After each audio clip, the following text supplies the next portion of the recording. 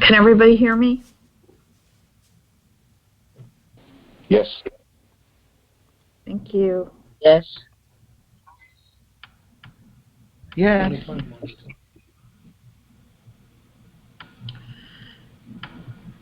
Okay. Bismillahirrahmanirrahim.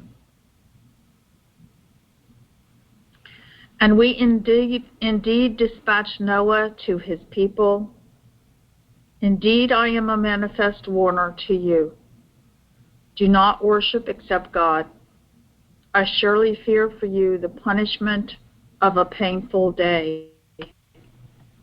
However, the group of unfaithful among his people said, we only see you as a human like us, and we see that only the worst among us have followed you willfully, and we do not see you as superiors to us.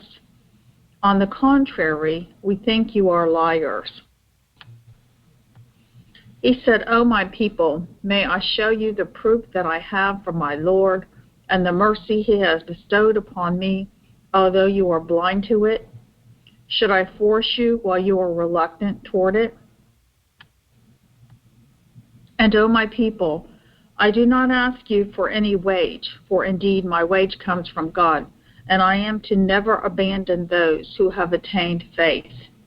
They are indeed destined to meet their Lord, and as for you, I see that you are ignorant people.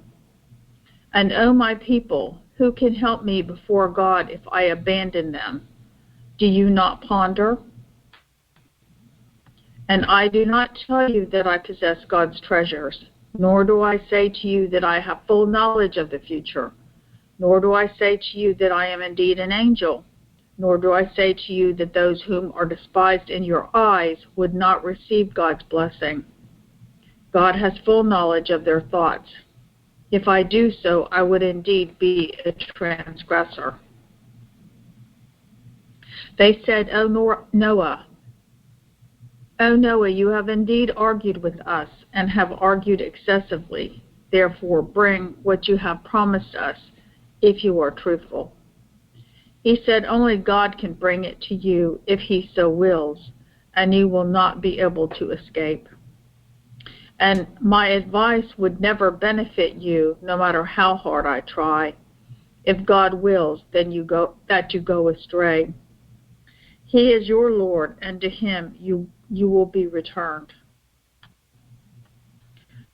Or they may say that he fabricated it. Say, if I fabricated it, then I am responsible for my guilt, and I am innocent of your guilt. And Noah was inspired that indeed no more of your people are going to believe except those who have already done so. Hence, do not despair because of their action. And construct the ship under our watch and with our inspiration, and do not address me on behalf of the unjust, for indeed they are to drown. As he was constructing the ship, every time a group of his people passed by him, they ridiculed him. He said, you make fun of us, and we mock your ridiculous acts. You will then soon find out who will receive the humiliating punishment and has deserved the eternal punishment. Once our command was issued and the pot boiled over, we said, carry on it a pair of each kind and your family, and exclude those who are already destined to perish, but take the faithful. And there were only a few who believed with him. And he said, get on board, and God's name shall be her sailing and her mooring. Indeed, my Lord is all forgiving, all merciful.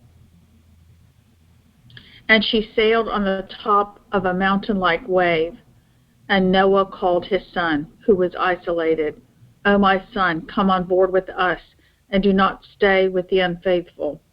He said, I will stay on this hilltop. It will protect me from the water.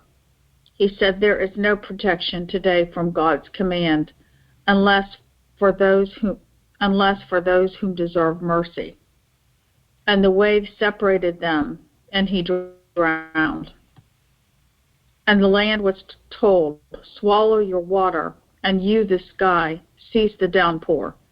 And the matter was finished, as she was a perfect match for the deluge, and it was proclaimed, the unjust people have perished. And Noah called upon his Lord, and then said, Lord, indeed my son is of my family, and your promise is the truth, and you are the wisest of all the wise ones. He said, O Noah, he is not of your family. He is indeed the result of an unrighteous act. Therefore do not ask me what you have no knowledge thereof. Indeed, I am enlightening you, otherwise you will be one of the ignorant ones. He said, Lord, I indeed seek refuge in you for asking about something that I have no knowledge of.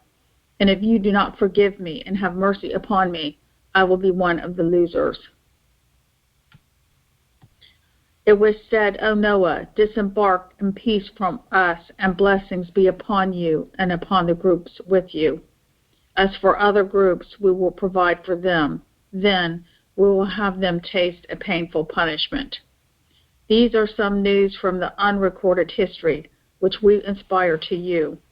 Neither you nor your people knew about it previously. Therefore be patient. The inheritance belongs to the God-fearing. Thank you, Marshall. Very good. Okay, are there any questions, comments, or observations on these verses that we just read?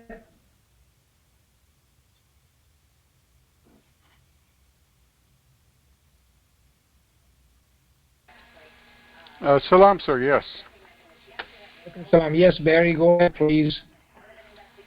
I was looking at several of these. I've never saw them before, but when you read Genesis in the Bible, it says that emphatically that only Noah and his 3 sons and their wives were the ones who were on the boat, that all living things on the face of the earth were destroyed by the flood. This says a different story, that there were faithful, we don't know how many, and they were taken on board. Yes. So that kind of puts a damper on that, because back when I was an agnostic, we did a look at this, and the amount of time that the Christians believe from Adam to today, which is a little over 6,000 years, 3 people, three groups could not produce 7 billion people, unless each one of them had 40 or 50 children themselves. So puts that kind of aside, but the one I was really concerned with is on 1148. Yes. And it says the other groups. So is that alluding to the fact that not all living things were destroyed in the flood? There were other groups of... Yes. Yes. That's very the flood. Yeah, the flood was not a universal flood. Yeah. The earth did not become a water world. In other words. Okay. So it was a local flood, and people of Noah that he was in contact with, they were the people who suffered consequences. Okay, so that is very enlightening. Thank you very much. You're welcome.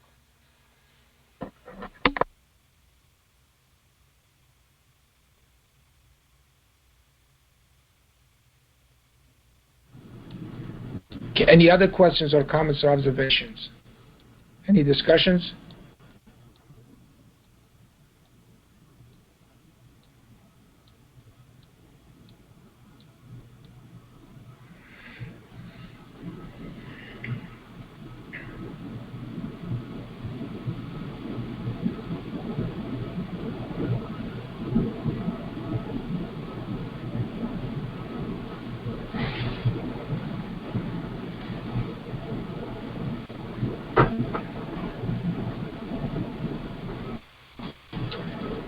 Assalamualaikum, Mr. Parvez. Yes, go ahead, please.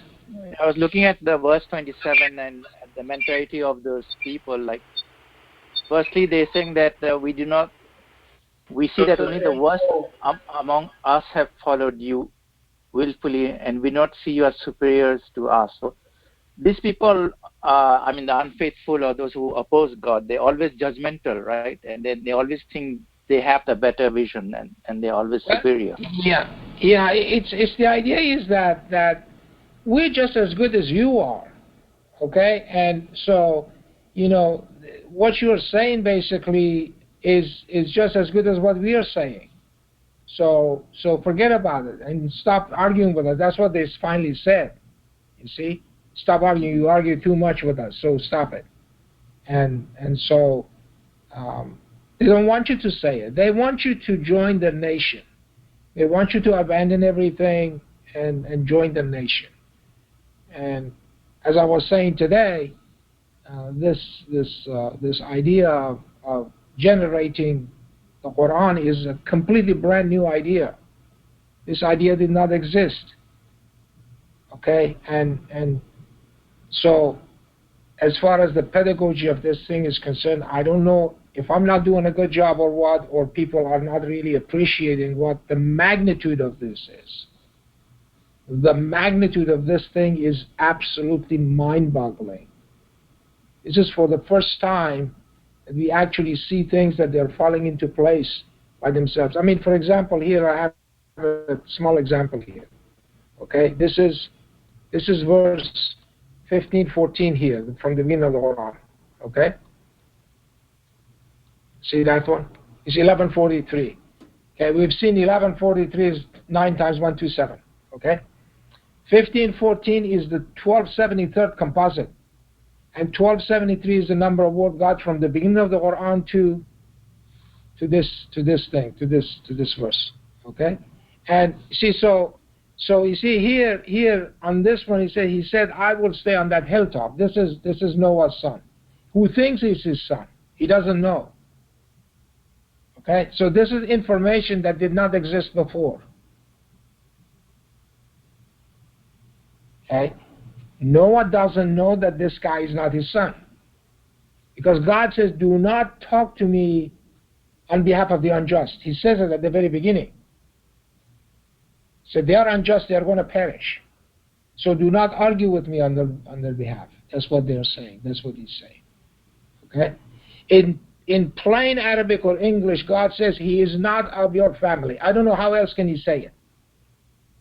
Okay? He says, "Is my family?" He says, "No, He's not your family. I'm trying to enlighten you, because otherwise you're going to be an ignorant one. You don't know what you're talking about." That's what God is telling Noah. Okay? So Noah's wife was also a bad woman. See, that's why I say you have to read the Quran, the whole Quran, and then put it together. Because if you go to chapter 66, okay, 66 verse 10,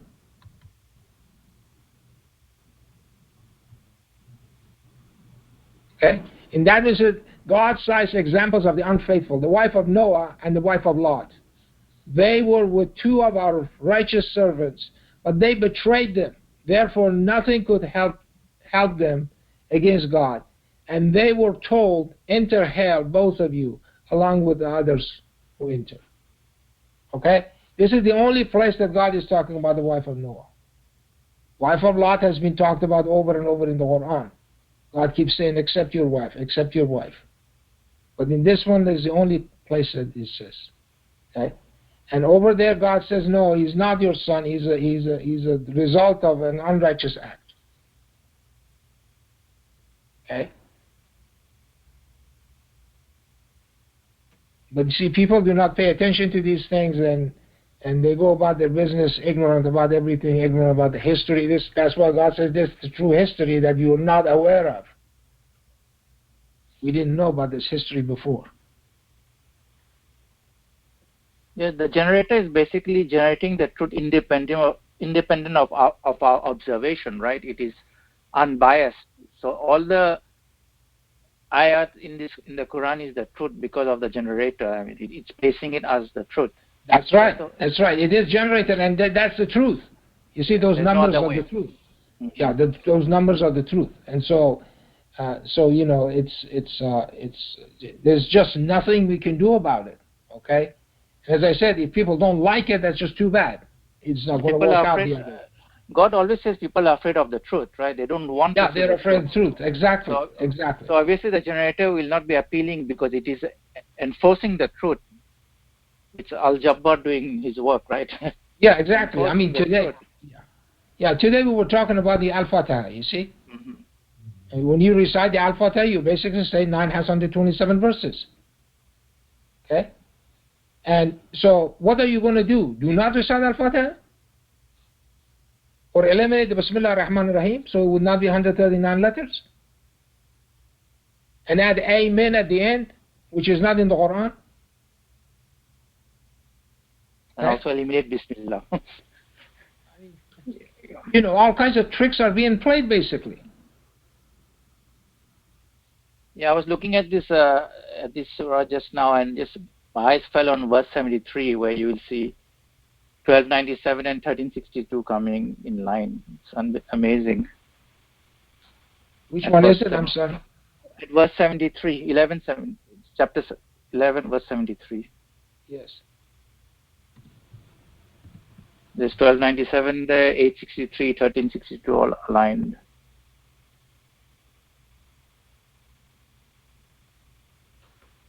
Yeah, 1297 is there. Yeah, you're right. Yes. Yes. With the 1362 in place right there. Yeah, 1362 is there too. Yes. I mean, yeah, these are all there. Okay. I mean, as I said, you know, you cannot make these things up. Okay, and they are there, and so it's the truth is basically staring their faces, and there's not much they can do about it. But you know, they come up with different things. They still do the division and multiplication things. You know, with the 19. Okay. So you know, what can you do? I mean, there are websites that has all these long things, tables and all kinds of stuff, and how this, if you add this up to this one, it becomes divisible by 19. You know, they you know, different combinations. They keep doing it until it becomes divisible by 19. So, you know, and that's 5.5%, 5.7% of all the numbers are divisible by 19. So what can you do? I mean, you know, there's one of them is going to become divisible by 19. One of the ways that you do it, add and subtract and stuff until it becomes divisible by 19, and then everybody is happy. And then they think that that's the same thing that I'm saying. Okay, they try this exactly the same as the magicians and the case of Moses. There is no parallel between what you're saying and what they're saying. Nothing, absolutely nothing. Nothing. It's there is no parallel. Okay. Yeah, no parallel. This is the truth, and this is God's strongest argument. After that, it is hell for us. Well, I mean, you know, if show me one thing that your methodology generates. Absolutely nothing. Okay. To me, as a scientist, it's useless. Okay, so you know, you don't want to spend time, you know, looking at these things or making comments about it. I just have better things to do. You see. Mm-hmm. But there are a lot of people who fall for it. They think that that's actually, there is some truth to that. Okay. Yeah. So thank you so much for teaching us this generator. It's so clear and easy to understand, and it's really, I mean, when you talk about it, I mean, to me, it's a litmus paper itself because people run away from it. Then I understand why, because the truth is not appealing. Yeah. I mean, the exactly. power is so strong because they cannot comprehend how this is coming. So when they can't understand it, they don't want to look at it anymore because it destroys the ego, shatters the ego. They can't produce such a thing. Anyway, thank you, sir. Well, I mean, they fear it. They you know, they say, you know, why is this working so well? And then, you know, that idea of you know, the prejudice that they have, the bias that they have in their heart, also comes into play. That no, this is too complicated. God doesn't know it. God doesn't know that kind of math. Okay. When He designed the universe, He didn't know about prime numbers. Yeah, but they will enjoy the complication of grammar. Yeah, exactly. I don't understand that at all. Yeah. Thank you so much, sir. Thank you. Salam, Dr. Fazely. Welcome, Salam Nishat. Yes. I'm not sure if it was in Surah Al-Mu'minun, but there is a verse that says, believing people, like believing men marry believing women, and idol worshippers marry idol worshippers, and it's prohibited for believers. And here we have Noah's wife, who is a disbeliever, married to a messenger, a prophet of God. And so I'm trying to understand it in that context, that does that verse means that if you know somebody is a disbeliever or idol worshiper, it's prohibited to marry them. If you don't know and it happens, then like in the case of Noah, then it is what it is. But it's your intentions, correct? Well, yeah. I mean, God says stay away from them. If they profess to idol worship, if they're not open to the idea of worshiping God alone, you should not marry them. There are a lot of people who believe that already. Okay, so we cannot judge it in that way. So we have to be very careful. But there are people who insist upon putting a partner, setting up a partner for God. And so once that happens, and they insist upon that, then you cannot do it. You cannot marry them, or people who do not believe in God at all. Right. And there might be people who marry and one becomes a believer, one a disbeliever afterwards. So, That's the other thing. That's exactly true. That's another thing, that they become, because you go through a evolution or devolution. Okay, that's the opposite of evolution. So you could regress. There are a lot of people who could lose faith. So you're absolutely right about that. Yeah. Thank you. Thank you.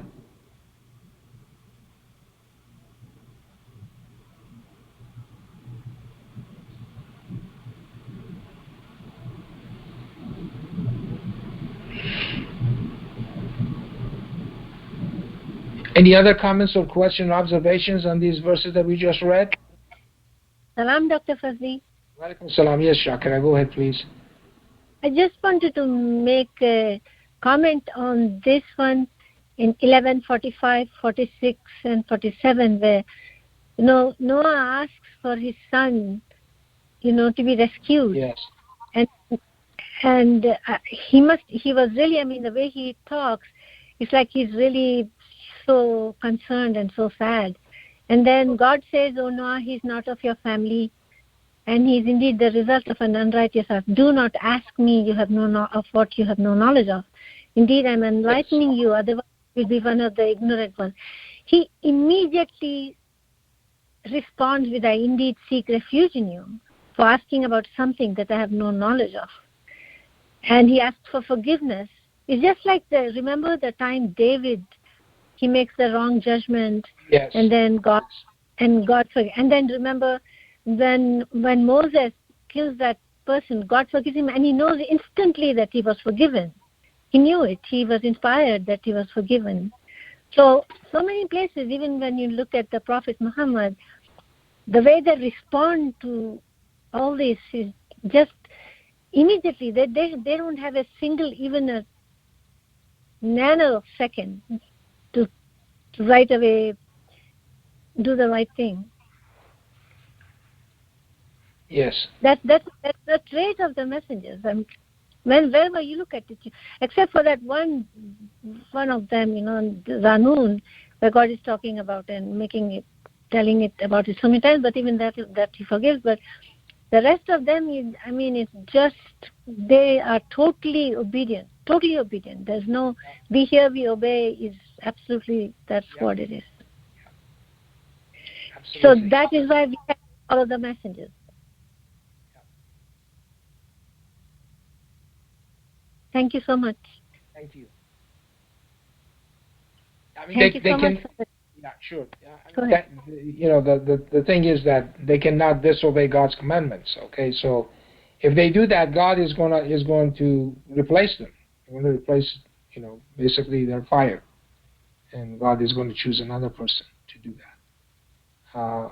So here, as we see, it's Noah, you see, he had to be with these people for a long time, and somehow they are trying to criticize him and his people who are following him.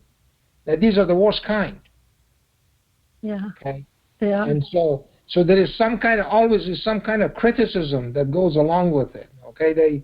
They said about Muhammad. They said, well, if he was one of the prominent people of the two communities, okay, would have believed. Yeah.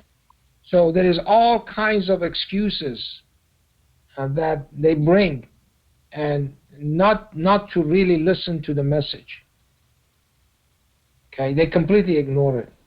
So while today I read it, I mean, you saw those things, those verses in chapter 17, verse 90 and on, and exactly what they are saying and what they are demanding from the messenger.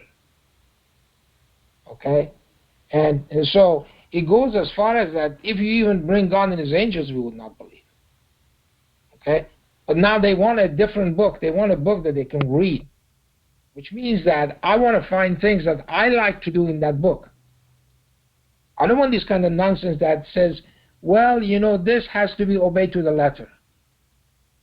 Okay, do not make excuses. So a lie is a lie is a lie.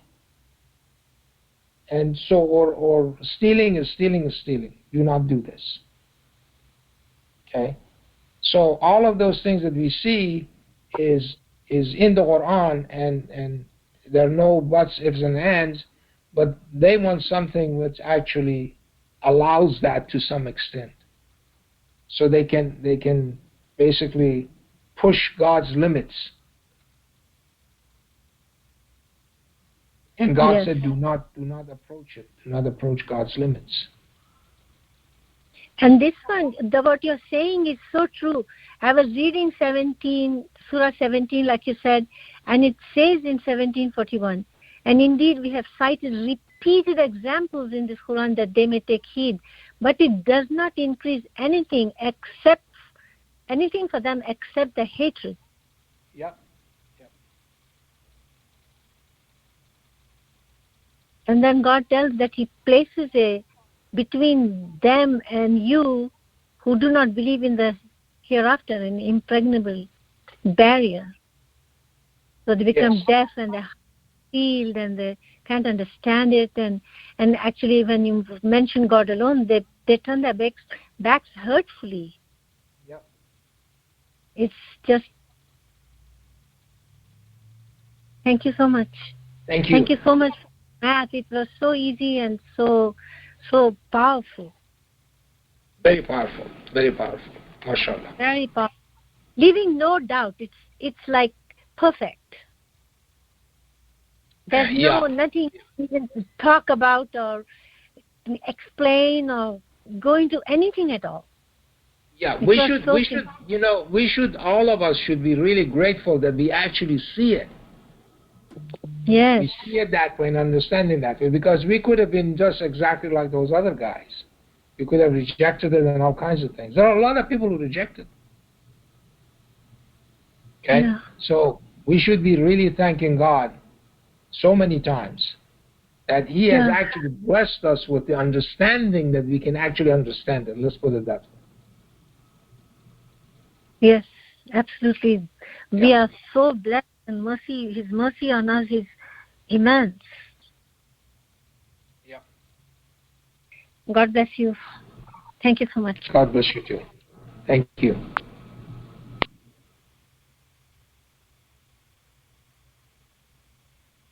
Salam, Dr. Fazely. Alaikum salam, Maryam. Yes, go ahead, please. Can I ask a question about the mass that you presented during yes. Friday prayer? Okay, yes.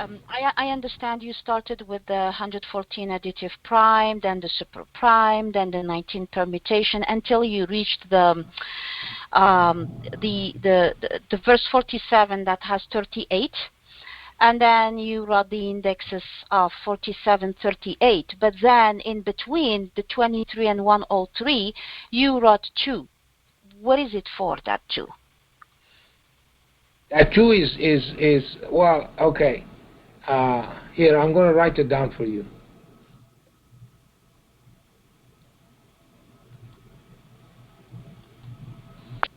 Okay, so the number is 47. 4738, which is the 38. chapter. Okay. Yes. Yeah, that's the chapter number and the number of verses in chapter Right. 47. Okay. Right. Yeah. Right. So this is equal to 23. These are the factors: 2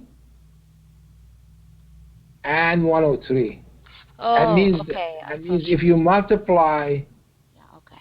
103 times 2 times 23, you're going to get 4738. Yeah. And the Okay. indices of these prime numbers are 9, 1, 2, 7. I think what I got confused, I was looking at, because you mentioned the indexes. So, okay, 47 index, yes, 23, the 38 eighth prime is 103, and I was wondering about the 2, but actually it's a completely different way of looking at it. Okay, got it. Thank you so much. Thank you.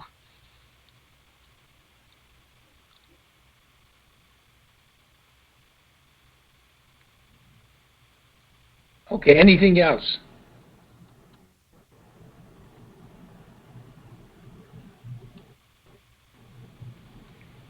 Any other questions or comments or observations?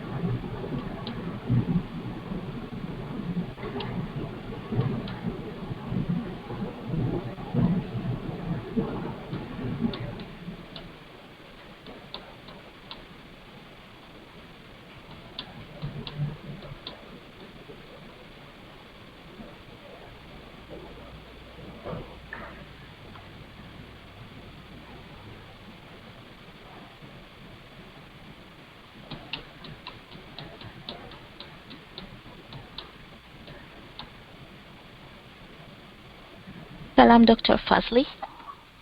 Wa alaikum assalam, yes.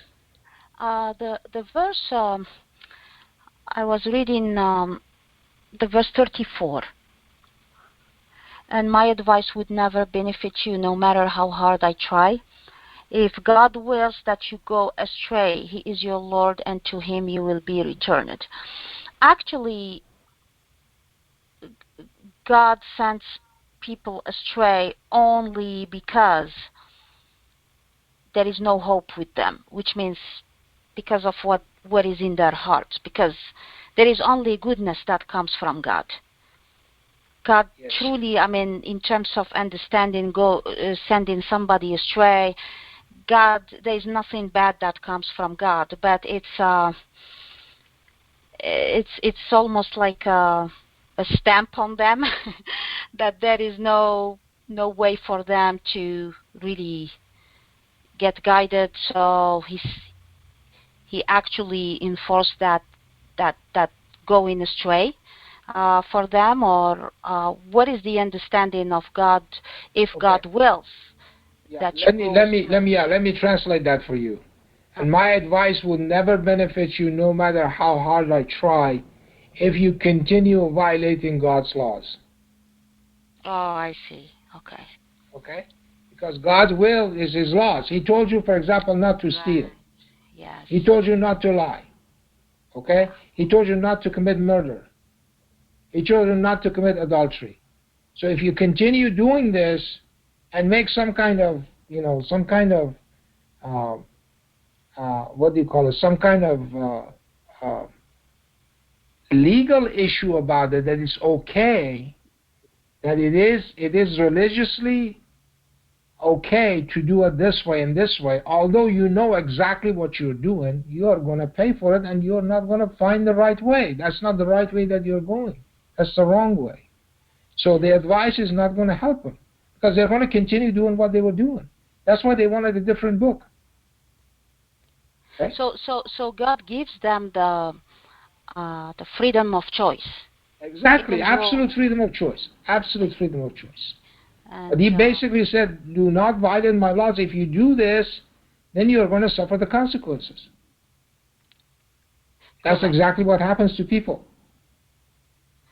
So they are free to basically decide to violate, of course, those laws, but then there are consequences, which I understand. Yeah. So which means they basically initiated the process of going astray because that is right. Okay. That is right. They choose the wrong path. Because God has shown those paths, you see. That's in chapter 16. Yes. Remember in chapter 16? Yes. Yes. وَعَلَى اللَّهَ قَصْدُ السَّبِيلِ وَمِنْهَا جَائِرٌ. Yes. Okay? And then God says, had he willed, he could have guided everyone. See? But that's not God's will. God's will is to give us that choice. And that choice, there are some people says that he's the one who shows the path, and some of them are the bad ones or the wrong ones. Right. Right. Okay? And so even if openly we know that the certain freedoms are really hurtful to the human being, like an example, for instance, the abortion, we know that because I mean, if a woman wants to do that, we know that we condemn that because that's against God's system, but yet they have the choice. Exactly. That really comes to the point that you become pro-choice. Right. See, they have the choice, but they shouldn't take that choice. That's the point. Okay. So, which means we can be pro-choice and pro-life. Exactly. You're pro-choice, but you're pro-life. Right. In the mind of a lot of people, it's a conflicting thing. They can't. It is. Yeah, they think that you are not pro-choice. You are pro-choice because you're giving that freedom to people. Yes. Okay. Yes. But then again, they cannot ask you to provide money for that. Right. Yeah. That's where the line should be drawn right there. That you are not going to fund those kind of things. Yeah. Are we still hold, Dr. Fazely, how do you look at this aspect? Because it's always crossed my mind. Are we still held accountable? Because, of course, through our taxes, they fund a lot of programs and stuff like that, including these clinics. And so are we, so indirectly, part of our money is funding maybe wars, maybe abortion clinics, and so on and so on. Do we have a responsibility in that? Well, I mean, we are bound by a system that does that, but we always have the thing to protest that, or to vote against people who are not doing that properly. Okay. The same thing with with the gay marriages and stuff like that. So right. Yeah. And those kind of monies are being spent on that, but we have the option not to vote for those people who are in charge of those kind of things. But yet we are unable to prevent whatever taxes that we pay to go and fund these programs. But as you said, maybe it's to look at. Yeah, I mean, the best way is to enlighten people. Yeah. Okay, enlighten people. I think that's the best way. Yeah. I agree. Thank you so much. Thank you. Sure. Thank you.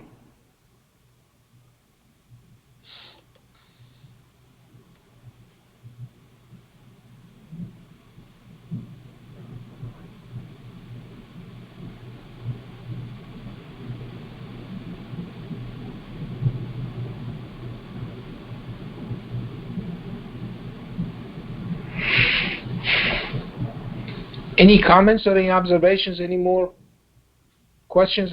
Any discussions?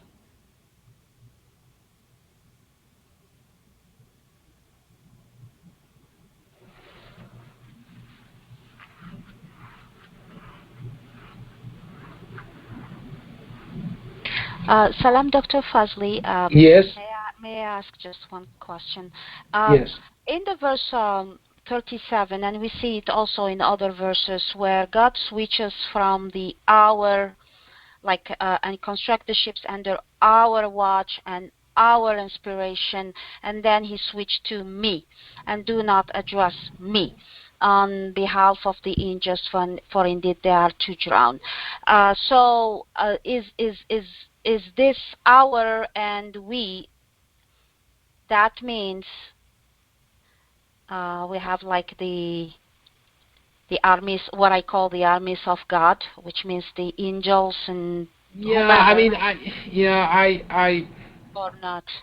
I don't like that really. Okay, I mean, Yeah. yeah, I think that what God is doing here, He is referring to Himself as the King. That's a royal we. A royal we. Okay. Okay. All right. That's because that's one of His names, Al-Malik. Okay, remember chapter 59? Yeah. Al-Malik al-Quddus. Okay, so the King, the Holy. Okay, so that's one of His names. So I think that He's referring to, and then He changes over to وَلَا تُخَابِتَنِي, do not address me. Yes. الَّذِينَ ظَلَمُوا إِنَّهُمْ مُغْرَقُونَ. So He doesn't that because obviously God knows that He's going to say something about the unjust, and the guy that he thought he was his son. Okay, and then, well, here you go. Okay, no, he's not from your family. So. And Dr. Fazely, what is your understanding of what God, when He calls Himself the Atol? The Atol. It's, I think, mentioned only one time in the Quran. What is that? I can't hear it very well. There is a verse that says غافر الذنب وقابل التوب, the Atol, the Atol. He calls himself the Atol, and he is the Atol. I don't know what I've never been able to understand correctly what that means. So I don't know what that means, but anyway, why don't you? Yeah, I will find the verse. Find it. Find it and let me know offline, okay? Okay, thank you. Because I don't know what you're referring to be honest with you. Yes, no problem. Yeah. Thank you. Thank you.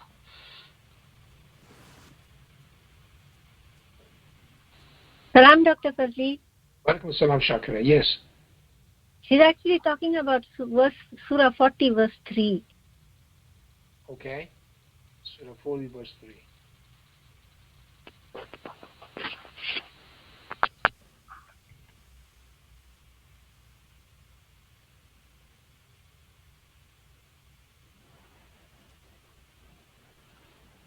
Yes, you're right, Shakira. Thank you so much. Yes, that's the correct verse. Yeah. Shadidul Iqab. The Tawl, huh? Yeah. Yeah, how did I translate it? Possessor of might. Enforcer of the ultimate punishment. Okay. Qabil al-Tawb, yeah. Acceptor of repentance. Ghafir al-Dhanb, forgiver.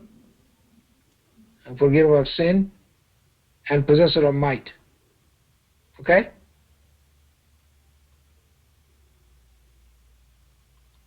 Thank you, Dr. Fazly. Sure.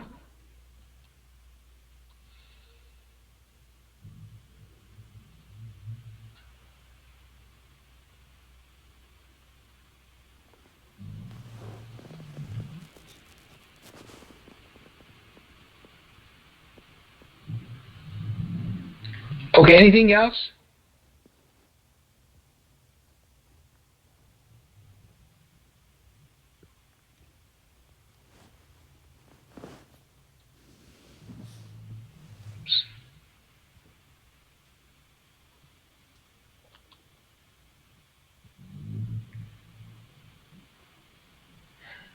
Okay, if there are no more questions, we quit for tonight, okay, and let's do the 3 al-Fatihas that we're usually doing, okay.